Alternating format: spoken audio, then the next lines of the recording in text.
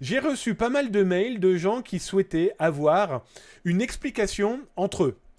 C'est quoi le service veille, mais surtout, est-ce que vous continuez le protocole Zattaz? Alors, pour ceux qui ne connaissent pas, Zattaz.com a en tout cas l'idée de Zattaz a bientôt plus de 30 ans et depuis quasiment 25 ans, j'ai lancé ce qu'on appelle le protocole d'alerte Zattaz qui a pour mission, bénévolement, d'ailleurs il est ici, quand vous allez sur le site, bon ça c'est de la pub, quand vous allez sur le site, il y a l'explication intégrale du protocole alerte Zattaz. C'est quoi? Vous avez trouvé une faille, vous avez trouvé une fuite de données, vous avez repéré un problème de cybersécurité et vous n'osez pas alerter l'entreprise ou vous l'avez alerté et cette dernière n'a pas répondu. Eh bien, je me suis dit, à cette époque, je vais prendre les infos en main et je vais les fournir gratuitement, bénévolement, sans demander le moindre argent à l'entreprise et qu'à l'entreprise.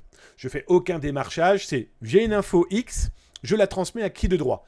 Alors, pour information, par exemple, lors de la nuit du hack, qui maintenant s'appelle le hack, avec l'équipe de Hacker Voice et entre autres aussi, on a le... j'ai oublié le terme exact. On a le confessionnal, pardon. On a le confessionnal Zattaz où des gens viennent me voir et ils me disent, bah voilà, on a trouvé ça comme faille, comme problème de sécurité, ou on a trouvé une fuite de données, etc. Pouvez-vous transmettre à l'entreprise? Alors, pendant 25 ans, je l'ai fait dans la joie et la bonne humeur, totalement bénévolement. Il faut savoir que le protocole Zattaz, c'est 80 000 entreprises qui ont été aidées bénévolement, hein, d'accord? Et l'idée, c'est, j'ai l'info, alors soit qu'on trouve, nous, que je trouve moi, ou qu'on nous envoie. Aujourd'hui, le ratio, c'est 80% de ce qui est envoyé par des extérieurs et 20% nous, ce qu'on trouve, parce que, bah voilà, hein, notre boulot, et je vous rappelle, un audit sauvage sans autorisation, c'est interdit. La collecte d'informations sans y avoir été autorisé, c'est interdit, etc., etc. Donc nous, c'est que de la source ouverte et dans la condition où ça impacte urgemment l'entreprise.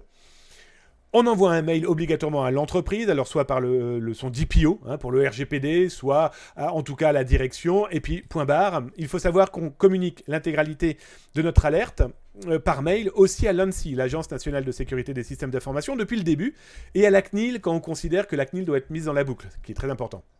Il faut savoir que le protocole d'alerte Zattaz ne fait aucun commerce. En gros, si quelqu'un vient vous voir en vous disant...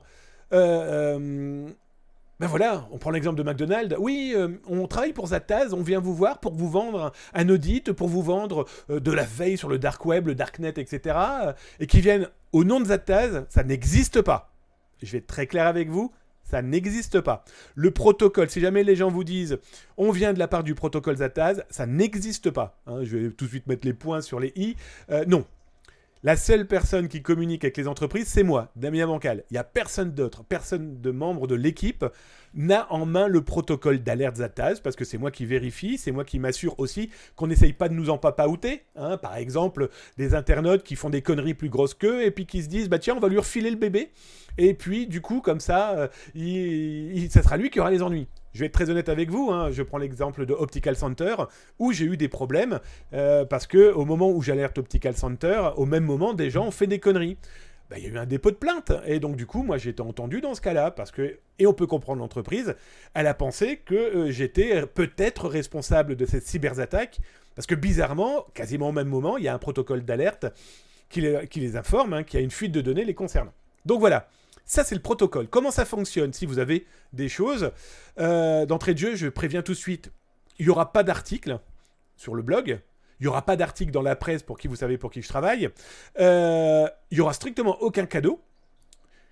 Je mets en sécurité ma source. Donc, ça veut dire que si elle ne souhaite pas être citée ou mise en relation, je ne les mets pas en relation, mais cette relation, c'est moi qui la décide. Parce que j'ai eu des petits malins aussi, on va en parler dans quelques instants, qui, une fois mis en relation, demandaient de l'argent. Il n'y a pas de cadeau, et donc il n'y a pas de demande d'argent à l'entreprise ou quelque commerce quel qu'il soit. Tout ce qui est protocole d'alerte Zattaz n'a rien à voir avec le service veille, d'accord? Je mets bien aussi les points sur les i sur ce sujet, parce que c'est deux mondes différents. Donc voilà, pour ceux qui veulent contacter, donc du coup, le service veille Zattaz, il y a un mail dédié, il y a possibilité en plus de chiffrer le courriel, et je dis si oui ou non, je le prends en compte aujourd'hui. Hein, je vais être très honnête, hein, j'ai eu des cas où tous les jours, je reçois des alertes, eh bien il y a des cas où je dis non. Je vais juste vous prendre l'exemple très concret du piratage de l'université dont on a parlé hier, où je n'ai pas pris relation ensuite avec les gens qui voulaient soi-disant alerter, parce que Ça sent pas bon, hein, ça sent des gens qui veulent alerter après avoir fait des grosses conneries. Et ça serait quand même dommage que le protocole et Zataz, et donc moi en l'occurrence, finissions en garde à vue juste par la bêtise de certaines populations. Donc voilà, ça c'est le protocole d'alerte Zataz. Si vous avez des questions sur le sujet, vous n'hésitez pas, hein, @zataz comme dans le chat, et puis du coup on va pouvoir en discuter dans la joie et la bonne humeur sans aucun problème, sachant qu'il n'y a rien à cacher parce que tout ce qui est mis là est dans tous les cas affiché noir sur blanc. Mais si vous avez des questions encore plus pointues en tout cas ou plus précises, n'hésitez pas. Je vais passer très très vite sur le service veille Zataz, qui lui donc, je le rappelle, n'a rien à voir avec le blog zataz.com et n'a rien à voir avec le protocole Zataz. Il y a le nom qui ressemble, et nous, nos savoir-faire, nos connaissances, mais nous on a clairement différencié les deux parties. Le service veille Zataz, par exemple, si on trouve ou on reçoit une information sur le protocole d'alerte, eh bien, l'entreprise est alertée gratuitement, mais elle ne rentrera pas du tout dans une veille. On ne lui dira pas « Oh, si vous êtes intéressé, on vous vend un service veille, etc. etc. » Là, on a clairement bien différencié les deux. C'est ultra important pour nous. Dans le service veille, c'est quoi ? Eh bien, vous souhaitez savoir si des données vous appartenant ont fuité quelque part dans le dark web, dans le darknet, dans des black markets, sur le web. Nous, on a une équipe on a quand même un peu de culture sur le sujet, et moi, c'est quand même 30 ans que je suis dans le bordel. Eh bien, on va chercher pour vous dans des espaces que vous ne connaissez pas, ou que vous ne connaissez peut-être pas naturellement, ou si vous le connaissez, vous ne souhaitez pas y aller parce que vous ne savez pas comment faire, ou vous n'avez pas envie de laisser des traces ou quoi que ce soit. Nous, on va regarder. Si on trouve, on vous alerte. Si on trouve pas, eh ben tant pis. Nous, on n'a rien d'algorithmique, on n'a pas d'intelligence artificielle qui vous vende monts et merveilles. On cherche. On cherche pour vous. Si on trouve, vous êtes alerté. Et il n'y a que vous qui êtes alerté. Les informations ne sont pas données à un tiers de confiance ou de non-confiance.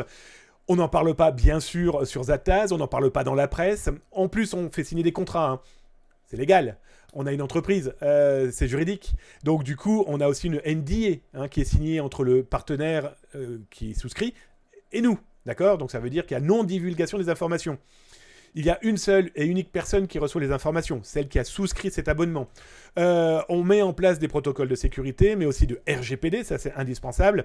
Il n'est pas question non plus que Polo nous fasse croire qu'il travaille pour, je sais pas moi, l'entreprise Tartampion, et qu'en fait il ne travaille pas du tout pour elle. Hein, vous voyez, on a quand même aussi tout ça mis en place.